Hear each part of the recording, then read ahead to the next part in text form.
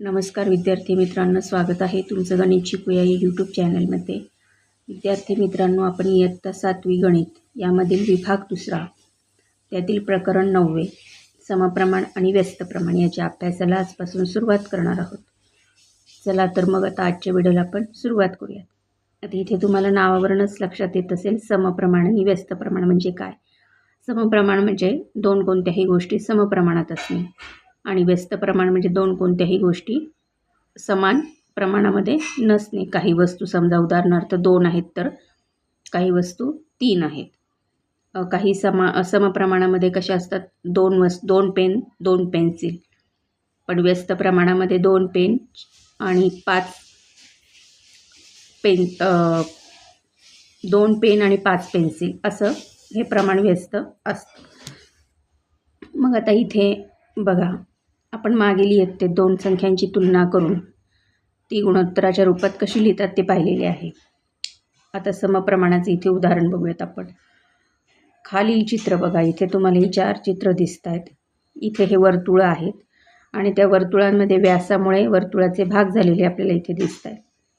मग आता इथे व्यासांमुळे किंवा व्यासांच्या संख्यांमुळे वर्तुळांचे जे काही भाग होतात यांचा संबंध इथून दिसून येतो का ते बघूयात आपण. आकृती ए मध्ये एका व्यासामुळे वर्तुळाचे 2 भाग झालेले आहेत. 2 व्यासांमुळे वर्तुळाचे इथे 4 भाग झालेले आहेत. आणि डी मध्ये 4 व्यासांमुळे वर्तुळाचे किती भाग झालेले आपल्याला दिसत आहेत, 1 2 3 4 5 6 7 आणि 8.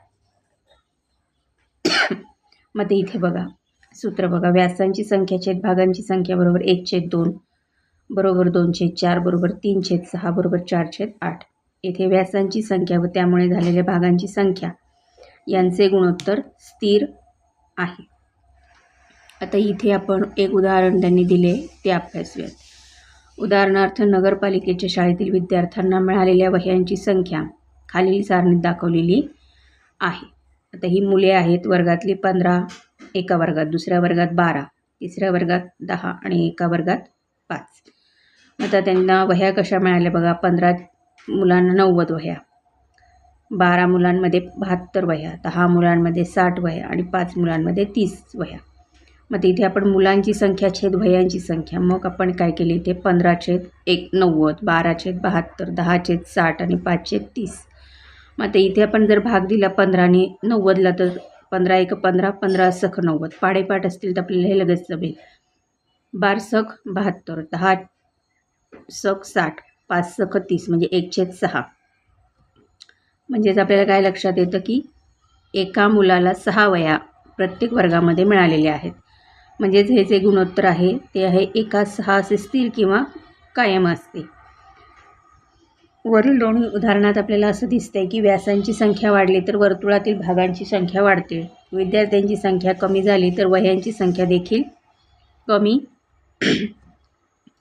होते. व्यासांची संख्या व वर्तुळ भागांची संख्या या समप्रमाणात आहेत. तसेच विद्यार्थी संख्या व वह्यांची संख्या पण समप्रमाणात आहे. पुढचं उदाहरण बघा. 10 पेनांची किंमत 60 रुपये असेल तर अशा 13 पेनांची किंमत किती रुपये असेल. मग आता 13 पेनांची किंमत काढायची असेल तर आपण ती किंमत काय म्हणून, x मानूयात. म्हणून मग पेनांची संख्या व त्यांची किंमत समप्रमाणात असल्यामुळे त्यांचे गुणोत्तर मांडून समीकरण मिळवू. म्हणून 10/60 बरोबर 13/x. इथे तिरकस गुणाकार केला आहे. 10 × x बरोबर 13चा 60शी गुणाकार केल्यावर 13×78 आणि हा 0 म्हणजे 780. दोन्ही बाजूंना एक्सने गुणले म्हणून x बरोबर 78 म्हणजे हा x तसाच ठेवला आणि 780च्या छेदामध्ये इथे हा गुणाकारातला 10 इकडे उजव्या बाजूला छेदात जातो म्हणजे तो भागाकारात येतो. 10ने 780ला भाग दिल्यावर 78 म्हणून x बरोबर 78 म्हणजे 13 पेनांची किंमत किती असणार आहे, 78 रुपये. सराव संच 37.